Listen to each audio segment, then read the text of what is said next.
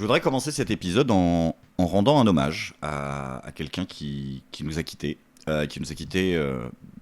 cette semaine-là, et qui a quand même été important, je pense, pour beaucoup d'entre nous, qui nous a appris à regarder le monde, qui nous a appris à nous forger une opinion, à nous positionner, à apprendre des choses, et qui nous a quittés aujourd'hui. Je parle bien évidemment du journalisme français.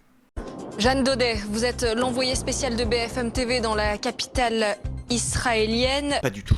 Quelle est dans la capitale iranienne? Toujours pas. Quel est le bilan libanaise, pardon. Waouh. Évidemment, on est sur tous les fronts, c'est aussi pour ça qu'on peut finir par se perdre. Ah, ça, c'est pas faux. Vous êtes donc à Téhéran, dans la capitale libanaise. C'est tragique, c'est terrible.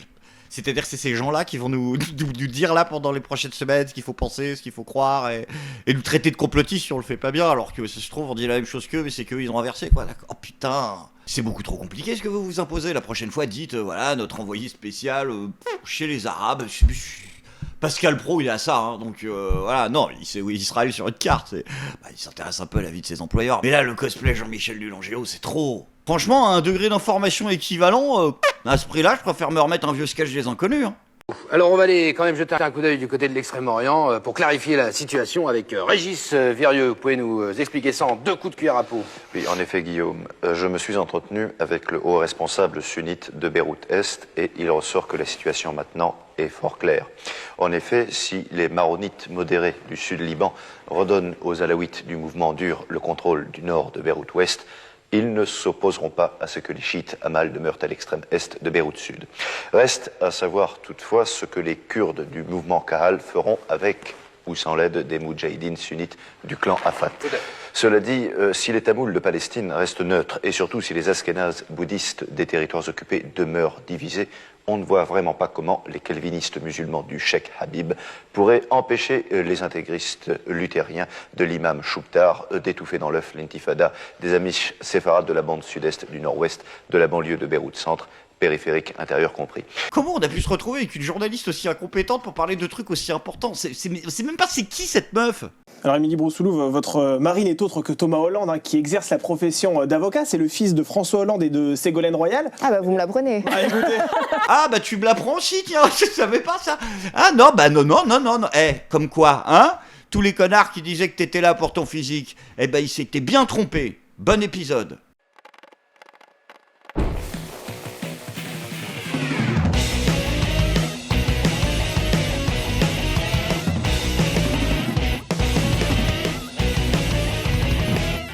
Je suis pas content, il y a les gens qui ont peur de la guerre. Oui, les gens, ils ont peur qu'on fasse la bagarre là, parce qu'Emmanuel Macron, et avec le téméraire et tout, il a dit moi j'ai pas peur, hein, donc vous me suivez pas, mais en tout cas moi j'y vais.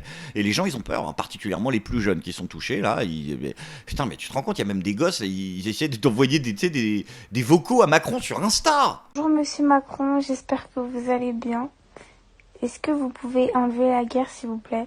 Parce que vous avez trop ouvert votre bouche, je trouve. Oh, la vache, te dis que t'as trop ouvert ta bouche, hein. Te dis ferme ta gueule en fait, en version... c'est incroyable, tu seras destiné toute ta vie à te faire bully par tes camarades de classe. Et en fait, j'ai pas fini de vivre et j'ai pas envie qu'il y ait la guerre.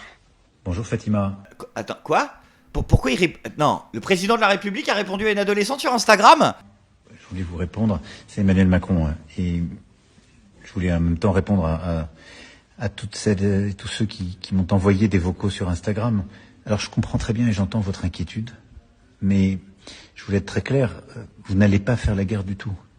Et vous allez continuer de vivre, de peut-être passer votre brevet ou votre baccalauréat. Le brevet ou le baccalauréat du coup? Parce qu'il y a une petite différence entre la majorité. Rapidement, je dis ça, mais après c'est vrai que c'est une nuance que t'as toujours eu du mal à cerner. Et c'est pas maman qui allait te l'apprendre. Non, je dis ça pour évaluer le niveau de cringe du truc. Parce qu'elle a, si elle a moins de 13 ans, c'est ce qui a l'air d'être possible. Hein. Faut pas parler à une enfant comme... T'as pas dit, Brigitte? Faut pas parler aux jeunes enfants comme ça sur Instagram. Faut pas les attendre dehors avec un imperméable. C'est pas bien, monsieur. Arrêtez, s'il vous plaît. Le mec veut littéralement interdire les réseaux sociaux aux moins de 15 ans, mais il est capable de les utiliser pour faire sa com. C'est un monstre de perversion. D'apprendre, de sortir, de vivre librement, de construire votre avenir. Et c'est tout ce que je vous souhaite dans notre beau pays. Qu'est-ce qui se passe? Les États-Unis et Israël ont lancé des opérations militaires en Iran. Parce que l'Iran avait pris des décisions très dangereuses pour tout le monde. Elle développait des armes nucléaires, elle avait des armes qu'on appelle balistiques, elle déstabilisait la région. Et elle avait massacré son peuple. Et en représailles des frappes que les États-Unis et Israël ont lancées, l'Iran frappe toute la région. Alors la France, elle ne fait pas partie de cette guerre. Nous, on n'est pas au combat et on ne va pas s'engager dans cette guerre. Et ça s'arrête quand le truc? Ça fait 1 minute qu'il jacte là. 2 minutes 38. T'as répondu pendant 2 minutes. C'est-à-dire que t'as une ado qui te dit ferme ta bouche et tu lui réponds en lui faisant un podcast. Putain, mais t'as 50 pions, mec, c'est une catastrophe. T'es président de la République française, t'es un gosse. Tu arrêtes Instagram, tu arrêtes les Picsou Magazine, tu me ranges tes putains de Warhammer, tu vois, il y en a partout sur ta chambre, même quand tu parles à Poutine. Et il serait temps maintenant, Emmanuel, de t'acheter une personnalité. Ça aussi que j'ai proposé sur la suggestion du ministre de l'Intérieur à Monsieur le maire que... Pourquoi tu fais l'accent? T'es grotesque. On est à un niveau de malaise 9 sur 10 sur l'échelle François Bayrou. Oh, merde. Ah ouais, ça c'est vrai que j'avais oublié de vous en parler. Fait chier de faire ça un lundi, puis c'est vraiment la nouvelle qui te plombe le reste de la semaine, quoi. Mais bon, c'est pas grave. François Bayrou a annoncé il n'est pas candidat pour les prochaines élections présidentielles 2027. Ouais, grosse déception. Mais il est prêt à aider. Il veut apporter son aide, son jugement et son soutien. Son jugement, je m'en fous. Son soutien... Non, on va avoir des... T'as pas 20 balles, plutôt ? Sans transition les amis, c'est maintenant le moment de la bonne nouvelle du jour. Vous le savez, les temps sont durs pour de plus en plus de Français et chacun doit voir ses budgets mensuels, hebdomadaires à la baisse, essayer de consommer différemment, de consommer malin. Mais heureusement, eh bien, nos influenceurs sont là pour nous rappeler que au lieu d'acheter beaucoup de produits, on peut peut-être apprendre à concentrer plus intelligemment nos achats. Je suis choquée, il faut trop que je vous montre. En fait, je suis partie acheter un anti-moustique. Et la dame, elle me dit genre, tu vas dans quel pays? Et je dis au Sénégal. Et elle me dit, attends, j'ai un bon truc et tout. Elle me donne ça. Et genre, elle me dit 20 €. Je me dis 20 € un anti-moustique. Bon, ok, mais je trouve ça un peu cher, tu vois. Mais en fait, regardez. Et en fait, c'est un anti-moustique, mais aussi pour les tigres. Non. Je savais même pas que ça existait. Ça veut dire, en gros, si tu fais un safari ou tu vas dans la savane, je sais pas quoi, tu mets ça. Et en gros, le tigre, il va pas aimer l'odeur, donc il va pas te bouffer, en fait. Vas-y, attaque le tuto, alors on te regarde, hein. Oublie pas de monétiser la vidéo. Oui, ce sera important pour payer tes funérailles. Et genre, il y a aussi écrit, et pour les anophèles. Bon, je sais pas c'est quels animaux, je crois, ça se trouve, c'est des animaux du Sénégal, mais en tout cas, genre, c'est trop bien. Mais donc, ça veut dire que les moustiques et les tigres, ils aiment pas le même truc, en fait. Parce que du coup, c'est tigre et moustique.